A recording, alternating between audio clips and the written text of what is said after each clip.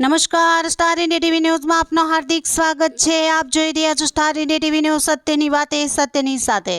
જાલોદ કોંગ્રેસ કાર્યકર્તાઓ દ્વારા તોરણી ગામની બાળાને ન્યાય મળે તેમજ નેશનલ કોરિડોરથી ત્યાં વસતા સ્થાનિકોની સમસ્યાને ન્યાય મળે તે માટે આવેદનપત્ર આપવામાં આવ્યો।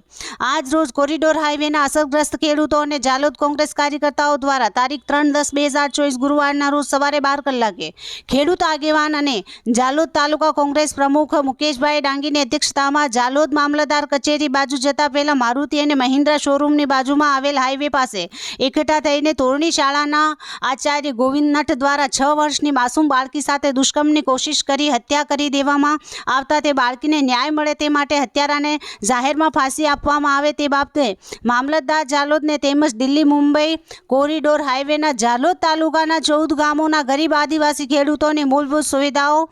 આ હાઈવેના કારણે છીનવાઈ જતા અસરગ્રસ્ત ખેડૂતોને ખૂબ જ મુશ્કેલીઓનો સામનો કરવી પડી રહ્યો છે।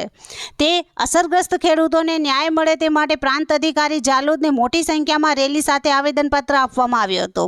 જે અંતર્ગત દાહોદ લોકસભાના પૂર્વ સાંસદ ડૉક્ટર પ્રભાબેન તાવિયાડ અને દાહોદ જિલ્લા આદિવાસી સેલ પ્રમુખ મુકેશભાઈ ડામોર તથા જયેશભાઈ સંગાડા અને જાલોદ શહેર જિલ્લા પ્રમુખ મુકેશભાઈ વસૈયા, કલ્પેશભાઈ વસૈયા, જાલોદ મહિલા પ્રમુખ પાર્વતીબેન ડામોર, શોભરાજભાઈ ડામોર, બચુભાઈ ઘણાવા, નિમેશભાઈ ડામોર સહિત મોટી સંખ્યામાં 14 ગામના અસરગ્રસ્ત ખેડૂત સામાજિક આગેવાનો તેમજ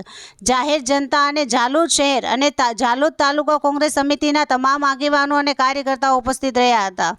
આવેદન મારફતે મુકેશભાઈ ડાંગીએ ચીમકી ઉચ્ચારેલ હતી કે આવનાર તારીખ 7 ઓક્ટોબરના રોજ અમારી છીનવાઈ ગયેલ મૂળભૂત સુવિધાઓના લગતા વળગતા તમામ જવાબદાર તંત્રના અધિકારીઓ, હાઈવે ઓથોરિટી અને નેશનલ હાઈવેના અધિકારીઓ સાથે પ્રાંત અધિકારીના સભાખંડના દરેક ગામોના 5-5 ખેડૂતો સાથે મિટિંગનું આયોજન કરી અમારી મૂળભૂત સુવિધાઓ કેટલા સમયની અંદર ફરી ઉપલબ્ધ કરાવવામાં આવશે તેનું લેખિત આપવામાં આવે, નહીં તો